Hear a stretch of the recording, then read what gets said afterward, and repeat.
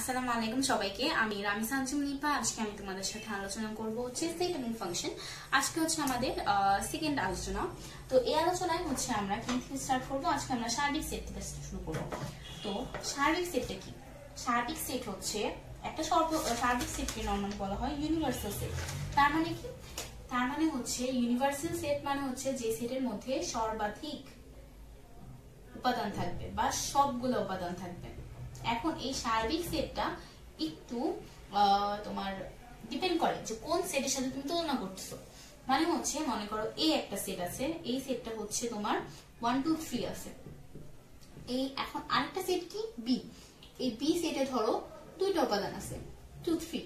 এখন এই বি সেটের উপাদানগুলো এই সেটের মধ্যে আছে, তাহলে কি হবে? তাহলে হচ্ছে বি এর সাপেক্ষে এই এটা কি হবে? এই বি এর সাপেক্ষে এটা হচ্ছে সার্বিক সেট। এখন ধরো আরেকটা সেট হচ্ছে ডি, এই ডি সেটে ধরো আবার 1 2 3 4 5 আছে। তাহলে এখানে কি হবে? এখানে দেখো, এখানে এ সেটে যে উপাদানগুলি ছিল ডি সেটে তার চেয়ে অনেক বেশি উপাদান আছে। এর জন্য কি হয়েছে? এর জন্য হবে কি ডি এ সেটের সাপেক্ষে তোমার ডি সেটটা কি হবে? সার্বিক সেট হবে।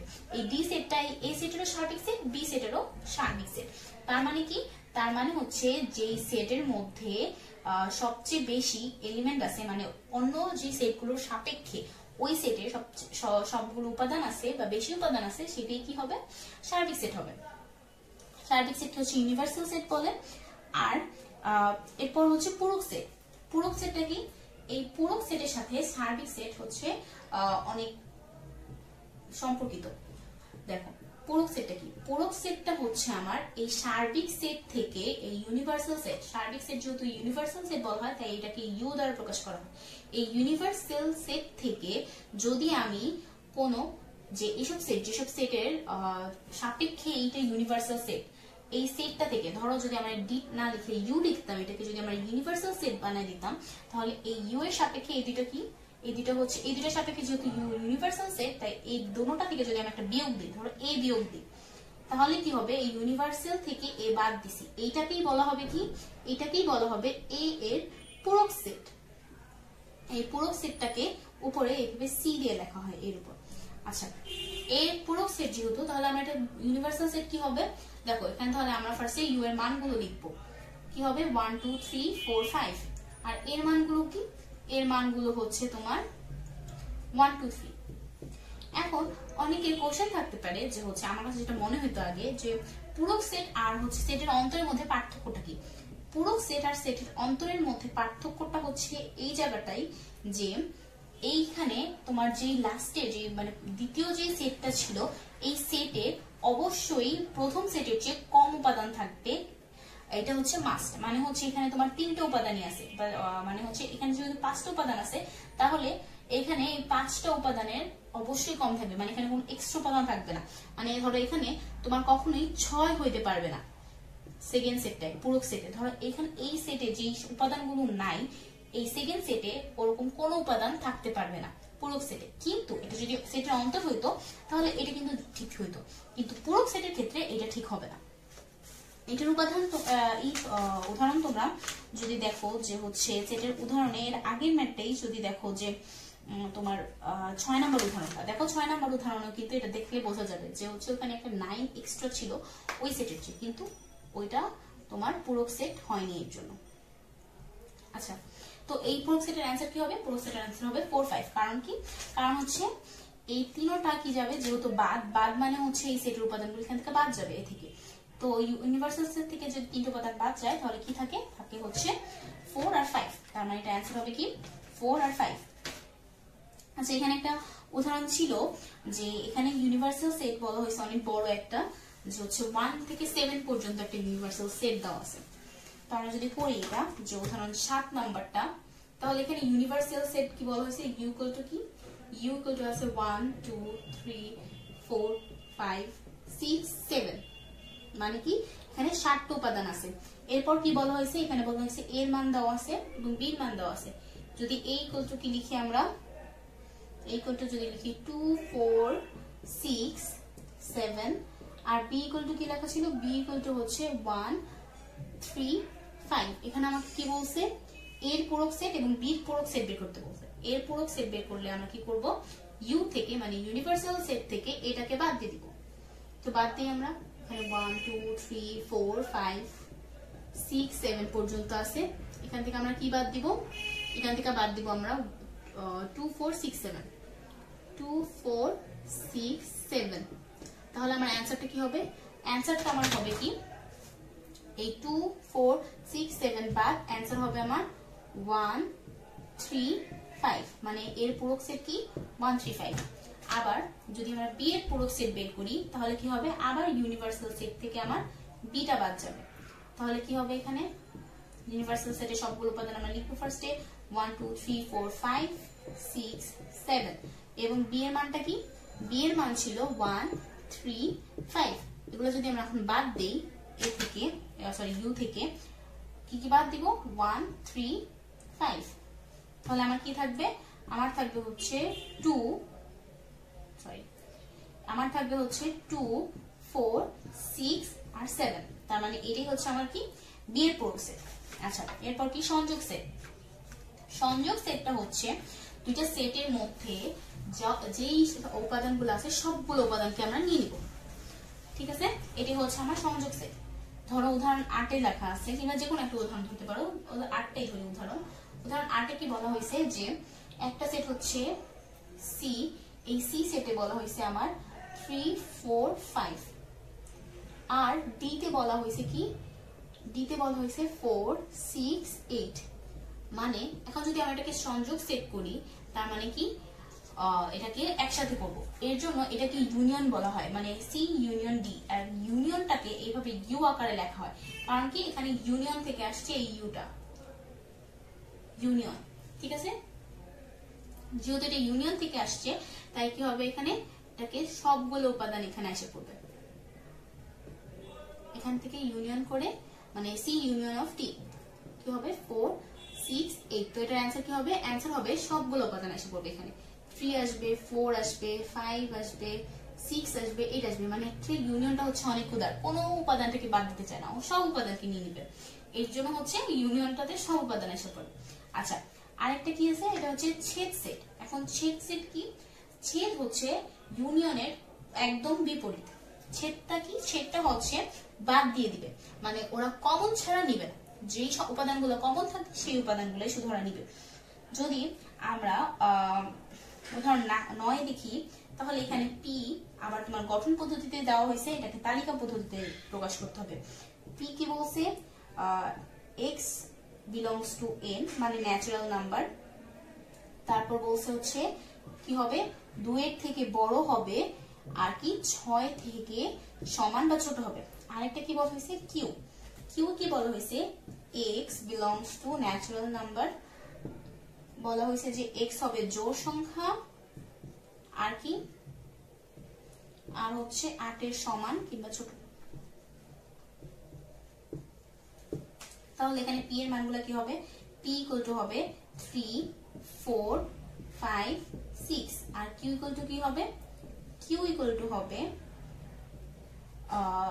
কি হবে, এখানে যেহেতু জোড় সংখ্যা বলছে তাহলে 2 4 6 8, আর যেহেতু 8 এর সমান কিংবা ছোট বলছে তাই আমরা 8টাকে নিছি। তো এটাকে কিভাবে লিখবো আমরা, যেহেতু ইউনিয়নের উল্টা হচ্ছে ইন্টারসেকশন, তো আমরা এটাকে উল্টা করে লিখে দেবো, ইউ এর উল্টা করব, লিখলাম। তারপর কি হবে, পি ইন্টারসেকশন কি হবে কিউ। এখানে অ্যান্সারটা কি হবে, তাহলে শুধু কমন যেগুলো আছে, কমন কোনগুলো আছে দেখো, এখানে কমন আছে হচ্ছে 4 আর 6, এই যে এর জন্য আমার এটার অ্যান্সার হবে কি, সেটের মধ্যে সেটের দুটো উপাদান হবে, একটা হচ্ছে 4 আর একটা হবে কি 6। তো এটাই হচ্ছে আমার অ্যান্সার। আচ্ছা নিচ্ছেদ সেট কি, নিচ্ছেদ সেটটা হচ্ছে যখন এরকম দুইটা উপসেটের মধ্যে কোনো ধরনের কমন থাকবে না, মানে ইন্টারসেকশনের পরে কোনো মান আমরা পাবো না। এখানে যেরকম আমরা পাইছি 4 এবং 6, কিন্তু যদি আমরা কোনো মান না পাই, মানে কোনো মিল যদি না থাকে, কমন যদি না থাকে, তাহলে ওটা ফাঁকা সেট লেখা হয়, আর ওইটাই হচ্ছে আমার ছেদ সেট, সরি নিচ্ছেদ সেট। আচ্ছা মানে কি নিচ্ছেদ সেট মানে কি, মানে হচ্ছে তোমার দুইটা সেট, ধরো এ ইন্টারসেকশন বি, এটার অ্যান্সার হবে কি ফাঁকা সেট। আচ্ছা এরপর কি, এরপর হচ্ছে কার্টেসীয় গুণজ। কার্তেশীয় গুণজটা হচ্ছে সেটের গুণ, কার্তেশীয় গুণজ, সেটের গুণ হচ্ছে কার্তেশীয় গুণজ। এই কার্তেশীয় গুণজ করে হচ্ছে আমরা কি পাই, ক্রোমোজোম গুলো পাই। যদি আমরা 12 নম্বর উদাহরণটা দেখি যে কি বলছে, এখানে বলছে পি একটা সেট, যে সেটের উপাদানগুলো হচ্ছে 1 2 3, আর বলছে কি যে কিউ এ বলছে হচ্ছে 3 4। এখানে বলছে আমাকে আর একটা সেট হবে, যে সেটটা কি হবে, যে সেটটা হচ্ছে পি এবং কিউ এর ইন্টারসেকশন, মানে বিচ্ছেদ সেট, সরি ছেদ সেট। কি হবে, আরটা হচ্ছে পি এবং কিউ এর ছেদ সেট। তো আমাকে কি করতে বলছে, পি ইন্টু আর বের করতে বলছে, আর বলছে আর ইন্টু কিউ বের করতে। তো আমরা ফার্স্টে আরটা বের করে নিই। আর কি হবে, যেহেতু আর এই দুইটার নিচ্ছেদ সেট হবে, মানে ছেদ সেট হবে, তাহলে কি হবে, এটা ইন্টারসেকশন করতে হবে। পি এবং কিউ এর ইন্টারসেকশন করলে আমরা কি পাবো, শুধু কমন গুলি পাবো। দেখো পি এবং কিউ এর কমন সংখ্যাগুলো কি, কমন সংখ্যাটা হচ্ছে 3। পি এবং কিউ এর কমন সংখ্যাটা কি, কমনটা হচ্ছে শুধু 3 ছাড়া কিন্তু অন্য কোনো কমন নাই, তাই হচ্ছে এখানে আর এর মান হবে 3। যদি আমরা পি ইন্টু আর করি তাহলে পি ইন্টু আর, তো পি এর মানগুলো কি কি, পি এর মানগুলো হচ্ছে 1 2 3, আর আর এর মানগুলো হচ্ছে শুধু 3। এখন এখানে আমরা কিভাবে লিখবো, এটাকে ফার্স্টে আমরা অবশ্যই সেকেন্ড ব্র্যাকেট দিব, যেহেতু এটা একটা সেট। তাহলে তারপর কি করব, একটা ফার্স্ট ব্র্যাকেট দিব। ফার্স্ট ব্র্যাকেটে কি হবে, পি এর প্রথম উপাদানটা আমরা লিখবো, মানে প্রথম যেই সেটটা থাকবে সেই সেটের প্রথম উপাদানটা লিখবো। কি প্রথম উপাদানটা 1, এরপর কি আর সেটের প্রথম উপাদানটা লিখবো, ধরো 3। এরপর কি করব আমরা, এরপর হচ্ছে আবার সেই পি এর দ্বিতীয় উপাদানটা লিখবো, মানে প্রথম যেই সেটটা থাকবে সেই সেটের প্রথম উপাদানটা। তারপর আবার আর এর আমরা প্রথম উপাদানটা দিয়ে দিব। এরপর কি, এরপর আবার পি এর তৃতীয় উপাদান দিব, আর কি করব, দ্বিতীয় সেটের প্রথম উপাদান। এরকম করে প্রত্যেকটা উপাদানের সাথে আমরা গুণ করব। এখানে যদি তোমার দুইটা থাকতো, যদি এখানে আমার আর এর সাথে 3 এর সাথে আমার 4 থাকতো, তাহলে কি হইতো, 3 এর সাথে যদি আমার 4 থাকতো, তাহলে এইভাবে যেরকম আমরা 1 2 3 কে আমরা 3 এর সাথে লিখছি, তারপর আবার কি লিখতাম, 1 এর সাথে 4 লিখতাম, 2 এর সাথে 4 লিখতাম, 3 এর সাথে 4 লিখতাম। এইভাবে হচ্ছে আমাদের কি হবে, কার্তেশীয় গুণজটা হয়। কিন্তু এখানে আমার 4 ছিল না। আচ্ছা, এরপর কোনটা, এরপর হচ্ছে এখানে এরকম উদাহরণ 12তে, সরি উদাহরণ 12 না, কাজেও হচ্ছে এরকম অঙ্কগুলি দেওয়া আছে, একটা ক্রোমোজোমের অঙ্ক আর একটা হচ্ছে এরকম ক্রোমোজোম বের করার অঙ্ক। যদি উদাহরণ 13 নম্বরটা দেখি, যে বলছে যে সকল স্বাভাবিক সংখ্যা দ্বারা 311 এবং 419 ভাগ করলে প্রতি ক্ষেত্রে 23 অবশিষ্ট থাকে, এদের সেট নির্ণয়। আচ্ছা দেখো অঙ্কটা যদি আমরা দেখি, যে 13 নম্বর অঙ্কটা কি বলছে আমাকে, এখানে বলছে দুইটা সংখ্যা, একটা হচ্ছে 311 এবং কি 419। এই সংখ্যা দুটাকে কি বলছে, 23 দিয়া প্রতি ক্ষেত্রে ভাগ করলে যে অবশিষ্ট থাকবে, 23 অবশিষ্ট থাকবে, তাহলে সেই সেটটা বের করতে বলছে। কি বলছে, যে প্রত্যেকটা ক্ষেত্রে আমার 23 অবশিষ্ট থাকবে, মানে এই সংখ্যাটাকে দিয়ে যদি আমরা ধরো x ভাগ করি, ভাগ করলে ভাগশেষ কত থাকবে, ভাগশেষ থাকবে হচ্ছে 23। এখন এটা আমরা কিভাবে বের করব, তো প্রথমে আমরা এই দুটো সংখ্যা থেকে কি করব, 23 বিয়োগ দিয়ে দিব। কারণ কি, কারণ হচ্ছে আমার ওই 23টা ভাগশেষ থাকে, আর ভাগশেষটা তাই আমরা কি করব, বিয়োগ করলাম।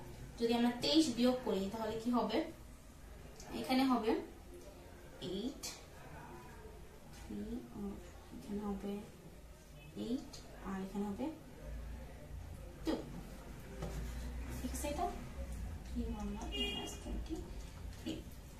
আর এখানে কি হবে 419।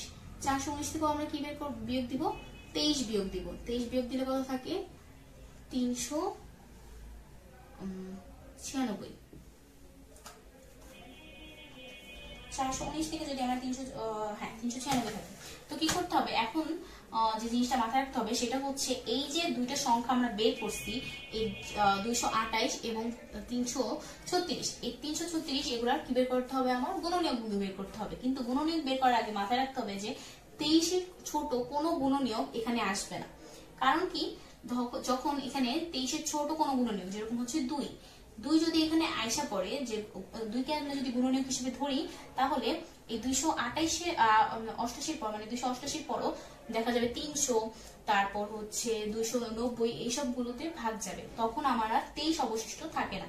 তাই কি করতে হবে, আমার অবশ্যই 23-এর যে বড় গুণনীয়কগুলো নিতে হবে, যেন এই 23-এর মধ্যে সংখ্যাগুলো থেকে আর জানি ভাগ না যায়। আচ্ছা, যদি 23-এর বড় সংখ্যাগুলো আমরা নেই গুণনীয়ক, তাহলে কি হবে, 228 আমরা গুণনীয়ক বের করব। এখন যদি ফার্স্ট থেকে বের করি, যে 1 থেকে স্টার্ট করি, 1 into 288, তারপর 2 into 144, তারপর 3 into 96, তারপর 4 into 72, আবার কি হবে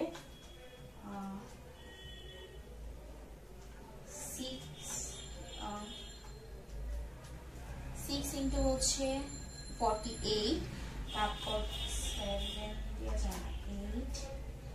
8 into হচ্ছে 36, তারপর কি হবে 9 into 32, 20 into 12 into হচ্ছে 24, তারপর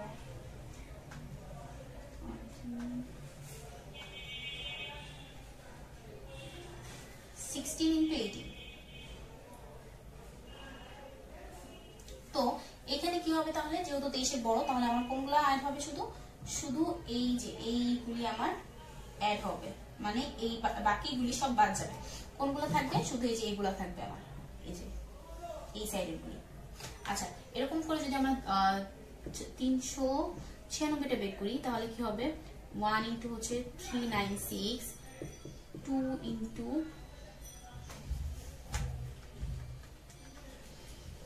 198, 3 into 132, 4 into 99, 6 into 66, তারপর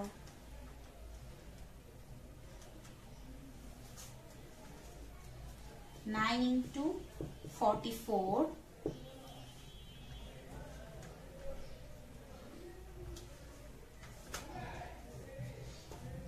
11 into 36,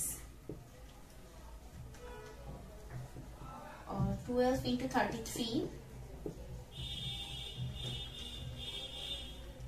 তারপর কি হবে 14ও যায় না, 15ও যাবে না, 16ও যাচ্ছে না, 17 তো যাবেই না, 18, হ্যাঁ এখানে কি হয়েছে 18 into 22, আমার আর বের করা লাগবে না, কারণ হচ্ছে আমার 22 এসে পড়ছে। 22 এর নিচে সবগুলো কি হবে 23 ছোট হবে, তাই আমরা এখানে লেখা লাগবেও না আর হবেও না।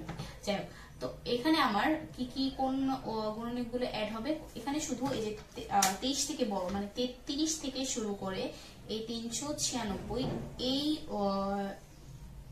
গুণনীয়কগুলি আমার এখানে আসবে। তাহলে এখানে কি বলছে যে প্রতি ক্ষেত্রে 23 অবশিষ্ট থাকে, এদের সেট নির্ণয় করো। তার মানে এখানে যদি আমরা এটাকে এ লিখি, এই এ সেটটা যদি আমরা 228 এর জন্য লিখি, তাহলে কি হবে এখানে 24, 32, 36, 48, 72, 96, 144, 200 এগুলা থাকবে। আর এই সেটটাকে যদি আমরা বি ধরি, যে 396 এর ক্ষেত্রে, তাহলে কি হবে এখানে 33 থেকে স্টার্ট হবে, 33, 36, 44, 66, 99, 132, 198 আর হবে 396 এগুলা। তো এখানে আমাকে কি বলছে, এদের সেট নির্ণয় করতে বলছে। সুতরাং এখানে আমার কি করতে হবে, আমার এখানে ইন্টারসেকশন করতে হবে। এখানে ইন্টারসেকশনে কি কি আমাদের মিল পাওয়া যাবে সেটা দেখতে হবে। কি কি মিল আছে এখানে, এখানে আমার যেহেতু এখানে 33 থেকে শুরু, এখানে 33 নাই, এখানে 36 আছে, এখানে 36 আছে, আর কি মিল আছে এখানে 72, 96, 144 আর মিল নেই না। তার মানে শুধু একটাই মিল আছে, এখানে কি হবে তার মানে আমার অ্যান্সার হচ্ছে 36। তার মানে কি A intersection B equal to হবে 36। মানে এই 36 দিয়ে যদি আমরা এই 311 কেও ভাগ করি কিংবা 319 কে ভাগ করি, প্রতি ক্ষেত্রে কি হবে আমার 23 অবশিষ্ট থাকবে। মানে এরকম একটা সংখ্যাই আছে যে দুজনের মধ্যে, যাদের মধ্যে এই 36 দিয়ে ভাগ করলে তারা দুজনই 23 অবশিষ্ট রাখবে। আচ্ছা, এটাই হচ্ছে আমার অ্যান্সার। আচ্ছা, এরপরে যদি আমরা 14 নাম্বারটা দেখি, যে 14 নাম্বারটা কি,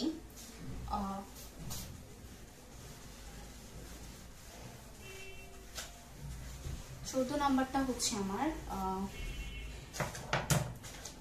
এখানে বলছে যে 100 জন শিক্ষার্থীর মধ্যে পরীক্ষায় 14 নাম্বার বলছে কি 100 জন শিক্ষার্থীর মধ্যে পরীক্ষায় হচ্ছে 44 জন বাংলায়, 88 জন বাংলায়, তারপর 80 জন গণিতে এবং 70 জন উভয় বিষয়ে পাশ করে, তাহলে বেঞ্চিত সাজের তথ্যগুলো প্রকাশ করো এবং কতজন শিক্ষার্থী উভয় বিষয়ে ফেল করেছে তা নির্ণয় করো। তো আমরা যদি একটা ভেন চিত্র আঁকি ফার্স্টেই, তাহলে এই ভেন চিত্রের ইউনিয়ন বা সার্বিক সেট কি হবে 100 হবে, কারণ কি 100 জন স্টুডেন্ট ছিল। আর কি বলছে এখানে, বলছে বাংলা একটা সাবজেক্ট আর কি গণিত, তো বাংলার জন্য একটা বললাম, গণিতের জন্য আরেকটা, তো এটার বাংলার বি আর গণিতের ম্যাথের এম। এখানে বলছে কি 100 জন শিক্ষার্থীর মধ্যে 88 জন কি বলছে বাংলায়, আর কি বলছে 80 জন গণিতে, আর কি বলছে এখানে 70 জন উভয় বিষয়ে পাশ করে। 70 জন কি করে উভয় বিষয়ে পাশ করে, তাহলে উভয় বিষয়ে ফেল করে কতজন সেটা আমার বের করতে হবে। তো এখানে একটা জিনিস দেখো যে 70 জন, এই 88 জনের মধ্যে 70 জন এরকম আছে যারা দোনোটা সাবজেক্টে পাশ করে, তার মানে এই 70 জন বাদে যে কয়জন ছিল সেই শুধু বাংলায় পাশ করছে। আবার এখানে 80 জনের মধ্যে গণিতের এখানে 70 জন এমন ছিল যারা গণিতেও পাশ করছে বাংলায় পাশ করছে, আর 10 জন ছিল শুধু গণিতে পাশ করছে আর বাংলায় কি করছে বাংলায় ফেল করছে। তাহলে যদি আমরা লিখি যে শুধু বাংলায় পাশ করে, শুধু বাংলায় পাশ করে কয়জন, শুধু বাংলায় পাশ হচ্ছে এই 88 থেকে 70 বিয়োগ করতে হবে, তাহলে অ্যান্সার কি থাকবে আমার 18। আর শুধু গণিতে পাশ করে কয়জন, শুধু গণিতে পাশ হচ্ছে এই 80 থেকে 70 বিয়োগ, তার মানে কয়জন 10 জন। তো এখন আমরা কি পেয়েছি, শুধু বাংলায় পাশ পেয়েছি, শুধু গণিতে পাশ পেয়েছি, আর কি উভয় বিষয়ে পাশ পেয়েছি। তো যদি আমরা লিখি যে ফেল করে কয়জন, উভয় বিষয়ে ফেল করে, উভয় বিষয়ে